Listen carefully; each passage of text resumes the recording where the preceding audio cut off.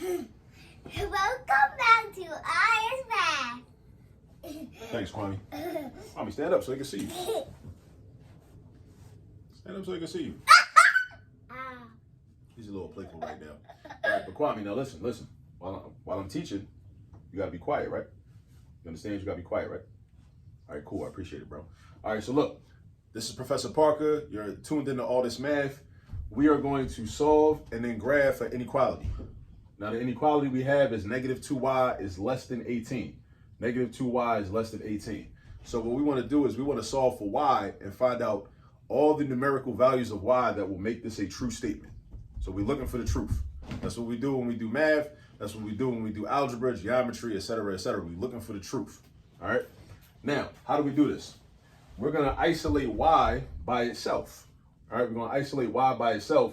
This problem only requires one step because all we have to do is get rid of this negative 2. All right. So the negative 2y means negative 2 times y. That's multiplication, right? That's multiplication.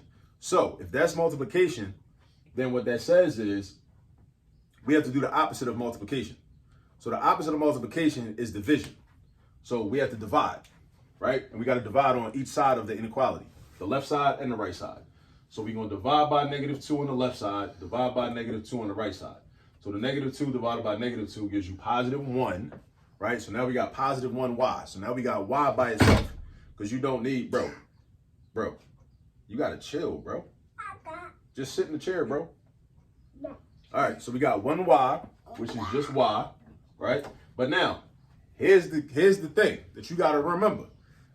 When we solve inequalities, we do it the same way that we solve equations, except for one difference. There's only one difference.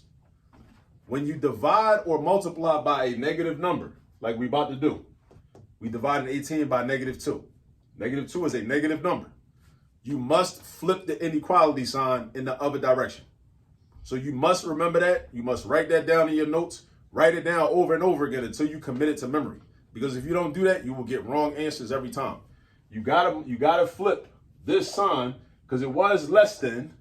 Now it's going to become greater than. Right? Now 18 divided by negative 2 is negative 9. So now instead of saying y is less than negative 9, we have y is greater than negative 9. So many millions of students have gotten problems like this wrong simply because they forgot to flip the inequality sign. You must flip the inequality sign. Right, Kwame? Yeah. You must flip the inequality sign. Whenever you divide or multiply by a negative number, right? It doesn't matter if the number was already negative over here and you divide them by a positive. You don't flip it then. You flip it if you're dividing by a negative number. Again, by a negative number. Again, by a negative number. If you're multiplying by a negative number or you're dividing by a negative number, you got to flip the inequality sign. You got to flip it. So now we got y is greater than negative 9. This is our solution. So every number in the universe that's bigger than negative 9 will make this a true statement, right? That's our solution, okay? Now, how do we graph this? First thing I like to do is since this is my boundary point, negative 9 is my boundary point, right? It's called a boundary point because that's how we would write the solution in interval notation, right? It represents the interval that includes all of the solutions for y, right? So I just show my boundary point, negative 9. And then I got negative 8, negative 7, negative 6. You notice how the numbers get bigger as you go to the right because from the negative side, you're getting closer to 0, right? They get smaller as you go to the left because you're getting further away from 0, right? Further away from the positive numbers if you're going to the left. That's why that negative sign is there. And the positive sign is right here, right? So what we do is we say, okay, I got to draw a circle at negative 9. That's my first thing. But then I got to know, okay, should my circle be shaded in or should it be open and empty? Should it be empty or shaded in? Empty or shaded in, right? Because y is only greater than negative 9, y is not equal to negative 9. It ain't equal to negative 9. So we're going to have an open circle. So we draw the circle and just leave it open. Leave it open. Again, leave it open, leave it open, leave it open. Because y is not equal to negative 9. So negative 9 is just a boundary point, right? It's just a boundary for the interval, right? Negative 9 is not included. It's not one of the solutions, right? It's only a boundary. Now, all the solutions are actually greater than negative 9. So they are, then our next question is, where should my arrow go? Should my arrow be drawn to the left or should my arrow be drawn to the right? Because all the numbers that are greater are to the right, that's where I'm going to draw my arrow at. So I'm going to go like this. Boom.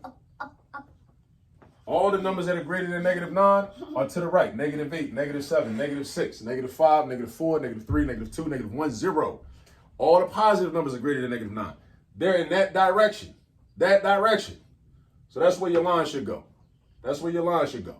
Now, some teachers prefer for you to just draw your line right on top of the number line. That's fine. That works too. I personally don't like doing that, but if you need to do that, go ahead and do that, right? I like to have my arrow drawn separate, right? My graph drawn separate from the original number line, so you can be able to visualize very easily where the solutions are. All right? So this is our solution. This is our solution. This is our graph. So just remember, the purpose of an example like this is to emphasize that whenever you divide by a negative number in an inequality, you must flip the inequality sign. You flip it, right? Because if you didn't flip it, we would have had y is less than -9. And y is less than -9 is not true for this, right? Because if I then put in -10, like think about it. Is -2 times -10 less than 18? It's not. -2 times -10 gives us +20. +20 is never, no way less than 18. +20 is more than 18. So again, like I told you, when we do math, when we do algebra, we're looking for the truth. That's what we're doing. We're looking for the truth, right? So if we had y is less than -9, that would not give us the truth, because then that would mean that numbers, like I said, -10, as one example, right, would have been a solution. And -10 is not a solution. Because if you say -10 is a solution, then that means that +20 is less than 18. And where they do that at? In what universe is 20 less than 18, right? At least not in our number system, not in the real number system that we use, right? So anyway, that's that. Definitely go practice some problems like this. Kwame, you want to say something? Yep. We're about to be out. Tell the people bye.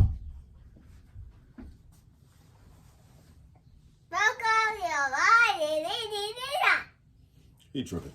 Anyway, all right, we see y'all in the next video. All right, y'all.